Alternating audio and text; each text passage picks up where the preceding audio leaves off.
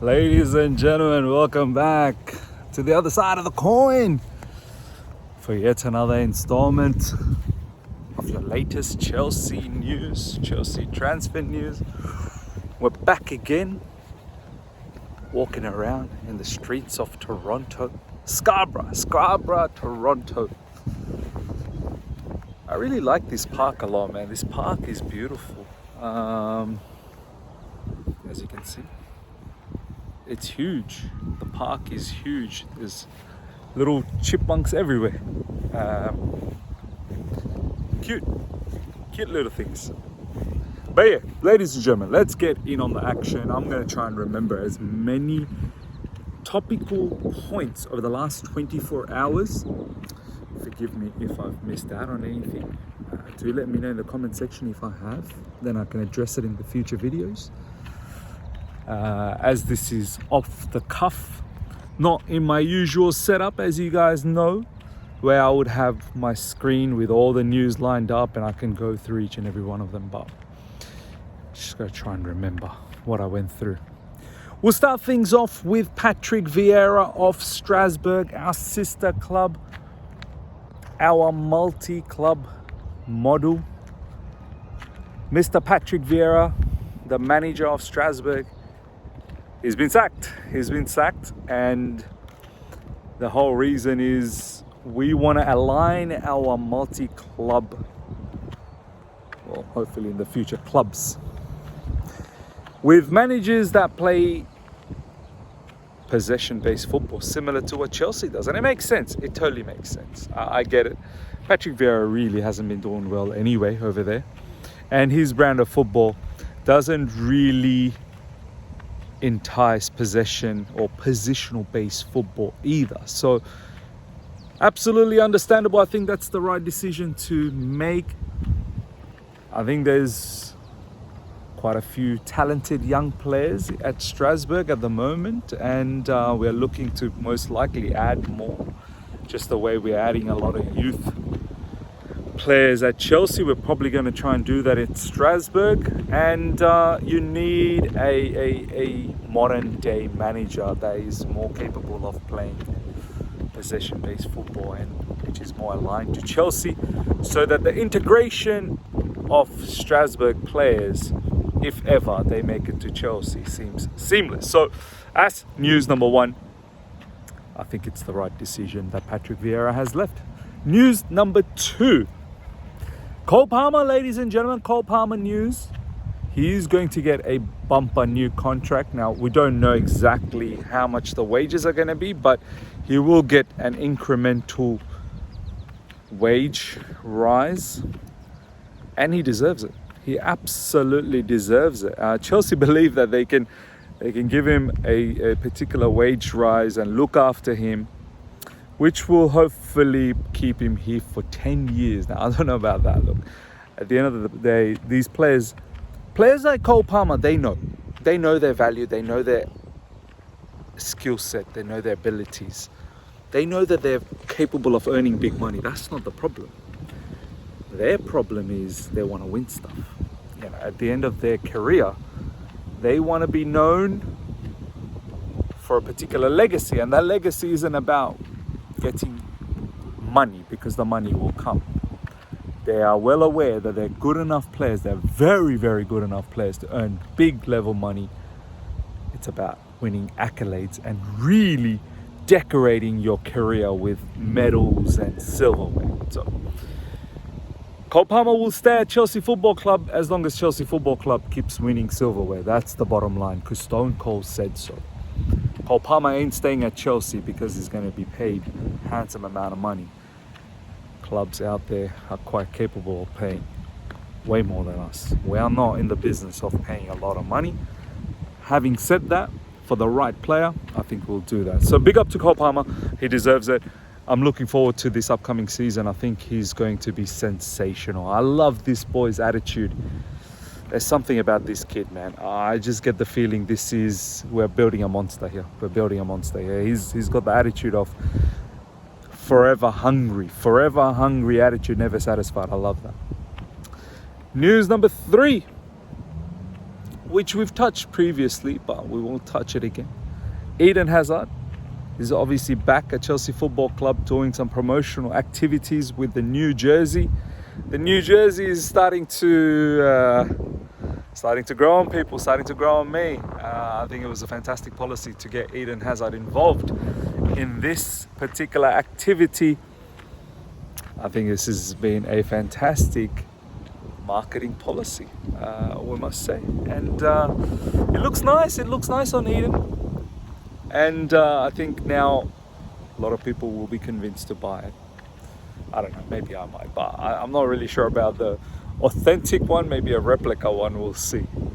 These jerseys are quite expensive, but good to see Eden Hazard involved at Chelsea at some way or level. It's always a pleasure to see Eden Hazard back. Topic number 4. This is where I'm trying to remember all the bits and pieces. I'm gonna come to the whole Enzo Fernandez situation. Obviously, that's not gone away. That I'm keeping that till the end because that is a big topic. Topic number 4, Eli Wahi.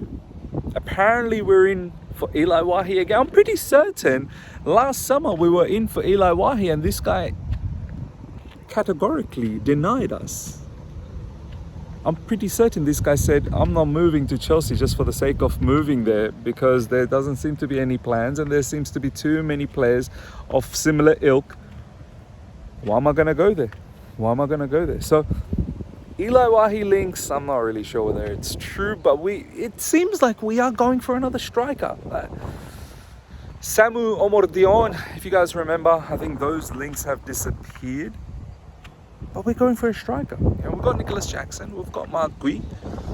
We're going to try and see if Christopher Nkunku is any good up front. But we are also going for another striker. We're going to get rid of David Dutra Fofana. We're going to get rid of Amanda Broya. We don't know what's happening with David Washington. He's probably going to go out on a loan. But we are looking for another striker. And we are looking for another winger on the left side with right-footed abilities. I'm not really sure. Look, I'm only happy with these players coming in if they're going to lift the level. I'm not sure whether someone like Eli Wahi... Yeah, do you know what I mean? Like, I can't seem to get excited about some of the signings that we're doing. I'm just hopeful. Don't bash me for it. I'm just hopeful that they turn out to be Cole Palmer type of players. I'm just fed up, obviously, doing videos where I'm upset about these things, and I don't want to be. I'm at an acceptance level now. I'm happy to be accepting the current situation of Chelsea's model and where we want to go. So obviously we've all got our reservations, but if you don't accept it, well, you can't really move on from it, can you? So you have to accept what Chelsea's doing. Topic number 5. Let's talk. Let's talk about the 3-way love triangle that is happening with Romelu Lukaku, Victor Osimhen, and whoever is needing to go out in PSG. So the matter is quite simple. Osimhen wants out from Napoli. Chelsea will only get Osimhen if it's for cheap, in the sense his salary is cheap, because we know what the release clause is.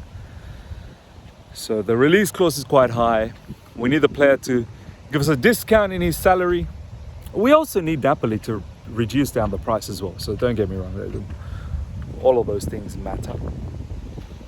But I don't think Chelsea's in for Osimhen, to be absolutely honest about it. So PSG are interested. However, PSG need to get rid of a striker. So this is how the play happens. PSG needs to get rid of a striker. I think they've got Gonçalo Ramos, they've got Colomuani. I don't know who else they've got. I think they might have another striker. Obviously, they got rid of Kylian Mbappe. So PSG apparently need to get rid of a striker in order for them to get a new striker. So let's suppose that PSG get rid of a striker and they bring in Victor Osimhen, which then opens up a spot at Napoli, and Antonio Conte's first choice is the bad boy Romelu Lukaku. Romelu Lukaku is Antonio Conte's first choice. It's been made public. Fabrizio Romano has commented about it. And Romelu Lukaku wants Napoli as well. So that's well and dandy. I think the money that PSG are going to provide Napoli, there shouldn't be any dramas for triggering our release clause, which I believe is closely around £37 million. For Romelu Lukaku, there is a release clause in him. It's just a matter of whether PSG can do the Victor Osimhen deal, and then Napoli need a striker, come to Chelsea, get Lukaku, and then hopefully Lukaku can be off our books forever. And we forget about that situation. So there's a three-way triangular love situation happening there. Last but not least, I know I've got 5 fingers, but I can't really have, so 5 plus 1. Topic number 6. Topic number 6, ladies and gentlemen. This is the most important topic. Enzo Fernandez racism incident. This is huge. As days are going by, I'm starting to realize how huge it is. Racism in itself is a huge topic. I just hate when some people, they see a certain thing and they want to then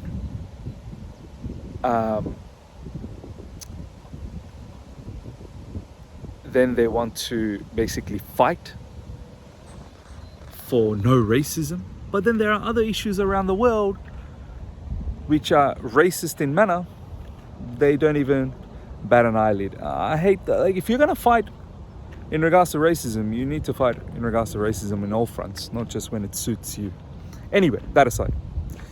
The situation at the moment apparently is, ladies and gentlemen, there is a rift. Apparently, and I don't know whether it's true or not, but it makes me think it may be true, because there are a lot of French-based black players in our team and they are disgruntled. Apparently it's been a very, very good pre-season so far. The first week, the morale, the vibe, the attitude has been great, but this incident of Enzo Fernandez has really rattled and shocked the playing unit, the squad. And I understand that, I get it. It's quite possible that it has done that. And this is an issue. This is a big issue. Obviously, we've had Enzo Fernandez saying sorry. Whether that is enough for these players, only time will tell. It may not be enough. It's up to the individual themselves. We don't have any right to decide what is acceptable for one. Something like that may be okay for me to say, okay, you've apologized. Hopefully you learn from it, get yourself educated, and make sure you never do that again, because the next time you do it again, that's it, it's game over. But others might be like, you know what? No, you come from a culture that is known for racism, and this isn't the first time you sang this song. This is the second time, and a lot of people will say that, look, I mean, what are they saying in that song? They're only stating facts. No, my man, the song wasn't about fact-checking. The song's not about, oh, let's state out the facts about that nation. No, the song was mocking the truth. You have to understand, the way things are delivered, it's not what you say, it's how you say it. It's how you say it. That song isn't about, let's lay out the facts. No, the song was about mocking the French national team and Kylian Mbappe specifically as well. However, and this is where things get very, very serious. Correct me if I'm wrong in the comments. I saw Argentinian vice president. This isn't like the Football Federation's vice president, or Argentinian government's vice president. Correct me if I'm wrong in the comment section. I could be wrong here, but I think I've seen the Argentinian vice president, female, coming out and saying, we're in full support of Enzo Fernandez. We've not done anything wrong. That song was just purely banter. We're not gonna step down. You can put any sort of charges against us. We're gonna fight for it. We're gonna fight till the end. We'll take it to the court. We'll see how things are. So you can see This is not a very good situation. Even though Enzo Fernandez has said sorry, the Argentinian nation has really doubled down on this. They've really doubled down on this, and it all comes down to now, how do the players at Chelsea Football Club, where do they say that, okay, it's fine? Or do they not even say fine? Do they say, no, we're not fine? Get rid of Enzo Fernandez, or else we're not. Can't see it moving forward. This is a tough situation that Enzo Maresca is put into. This is a situation that could really rock our season. It really could. Imagine Enzo Fernandez, who is one of our most expensive players and who's been bought by this ownership like in a excruciating manner. Like they've gone beyond to get Enzo Fernandez. And now they're in a situation where if there are a large number of players that don't want to cooperate with Enzo Fernandez, well, we've got a problem. We've got a problem. Because where is going to be the team harmony? Where is going to be the team spirit? Where is going to be the chemistry? You can't get rid of 10 players. You can definitely get rid of one, but it's not going to be easy to get rid of one. You know, how, like, there's got to be suitors out there, you know. You can't afford to take a loss on Enzo Fernandez. So we'll see what happens as days come along. Can we find a middle ground? But yeah, the other message that I wanted to give in regards to this is, it's good to see that the French players, the black French players, have stood up on this particular matter. But there are other issues in France that's happening at the moment that are equally disturbing, if not even more disturbing. Well, for me, being from a Muslim background, all the stuff that's happening in France in terms of not allowing female athletes to put on the hijab for Olympics, it's disturbing. It's disturbing. I know how important the hijab is. My mum, all the females in my family, especially the elderly females, they all wear hijab. I imagine if being told to them you can't wear the hijab, no, that's going to create a chaos. So France have got issues themselves, and I'd like to see if these French players are demonstrating the same level of attention towards these type of news as well, or are you just doing it whenever it's kind of suitable for you. But yeah, ladies and gentlemen, let me know your thoughts about everything we spoke about. If there's anything that I've missed out, let me know in the comment section. I shall be back in Sydney in 3 days time, hopefully 3-4 days time. Got 2 more days here, then on the 3rd day I'm leaving. On Saturday, Toronto time, I'm leaving, inshallah, I got willing. And I'll be back in Sydney very soon, back in home habitat, natural habitat. Smash the like button if you're here for the first time, subscribe, hit the bell notification to stay in touch with all my content. Till next time, everyone, take care, see ya, bye.